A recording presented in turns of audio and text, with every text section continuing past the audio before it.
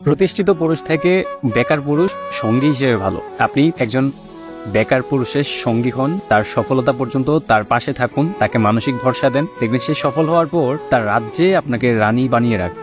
অনেকে বলে না যে পুরুষ আগলে রাখতে জানে না, পুরুষ কেয়ার করতে পারে না, ধরে রাখতে জানে না।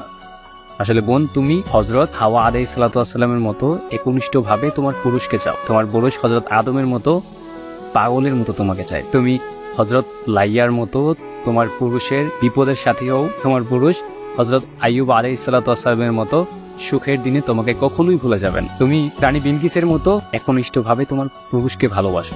তোমার পুরুষ প্রেসিডেন্ট সুলাইমানের মতো তার রাজ্যে তোমাকে রাজকীয় অভ্যর্থনা জানান। তুমি হযরত আয়েশার মতো তোমার পুরুষের সাথে নির্বাসিত হও। তোমার পুরুষ সুপারম্যান হযরত মুহাম্মদ সাল্লাল্লাহু আলাইহি ওয়াসাল্লামের মতো রাষ্ট্র প্রতিষ্ঠা করার পর তোমাকে সেই রাষ্ট্রের রানী হিসেবে নিযুক্ত করবে। অনেক সময় হয় কি, প্রতিষ্ঠিত পুরুষ তার সঙ্গীকে পণ্য ভাবতে শুরু করে।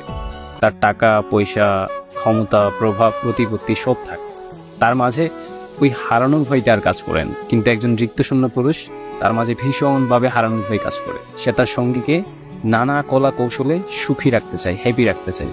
দেখে শুনে একজন রিক্তশূন্য পুরুষকে সঙ্গী বানান, দেখবেন সে সফল হওয়ার পর তার পৃথিবীতে আপনাকে রানী হিসাবে আমন্ত্রণ জানাবে। আজকে এই পর্যন্ত, সবাই ভালো থাকুন। আসসালামু আলাইকুম।